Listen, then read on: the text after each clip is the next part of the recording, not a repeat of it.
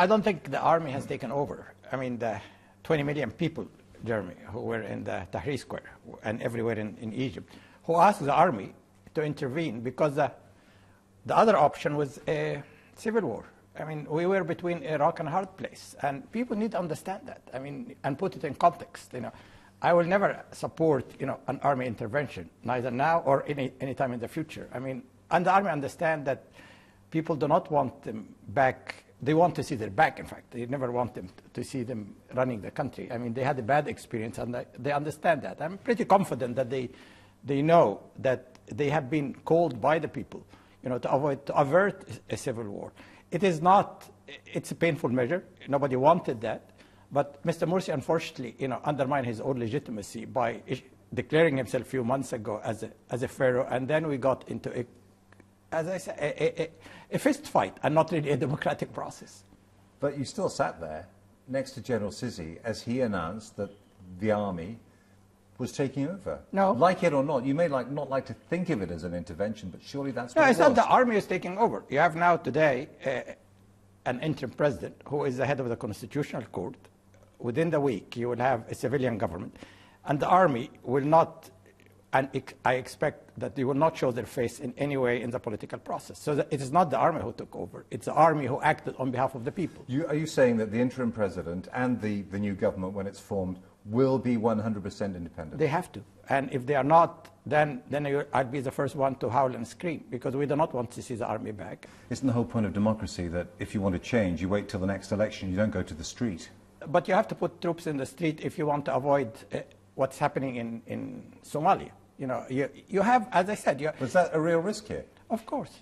If you're going to have a democracy, does that mean letting the leadership of the Muslim Brotherhood out of prison and letting them organize and operate as a political leadership? Oh, absolutely. And absolutely. You know, I am the one who spent a couple of years before the revolution, as you might recall, calling that the Brotherhood should be part of the political process. My views are still the same. They should be part of the... But they're back in jail like they were in Mubarak's time. Well, for a couple of days, because, again, the answer I got that they have been plotting, you know, they have been asking their supporter to use arms.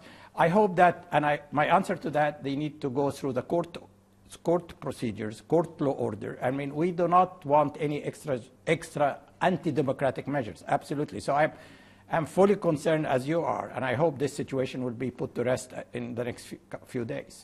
I've spoken to a lot of Muslim Brotherhood people, supporters of Morsi, and they're saying, why didn't the army listen to us, our wishes? Well, the army, again, I haven't been part of that process. The army have been talking to them, to Mr. Morsi, as I was told, for the last few months.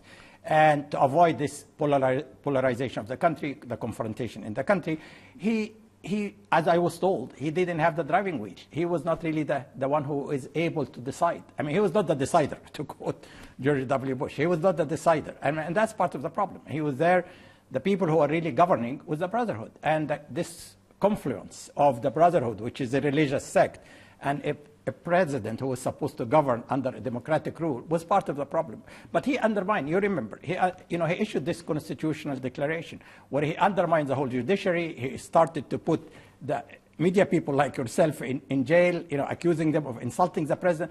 He is the one who started really undermining the whole democratic process. It looked after the Arab uprisings that the Muslim Brotherhood was going to be the big winner in the region. It's not anymore, though, is it? No. I mean, as you see, they managed to royally undermine any credibility they have within 1 year, which is amazing, here in Egypt at least. And I think the ramification of losing credibility here will you know, reverberate, I think, in the rest of the Arab world. It was an opportunity for them to say political Islam, you know, could be the way forward, could be a way to reconcile the religion with democracy. Unfortunately, they didn't do that. They couldn't deliver. I mean, at the end of the day, what you see, this 20 million people, I mean, they wanted food on the table, they want health care. As I said a couple of weeks ago, they can't eat Sharia law. You know, they need food, they need health care, they need education, they need housing, and they were not able to deliver.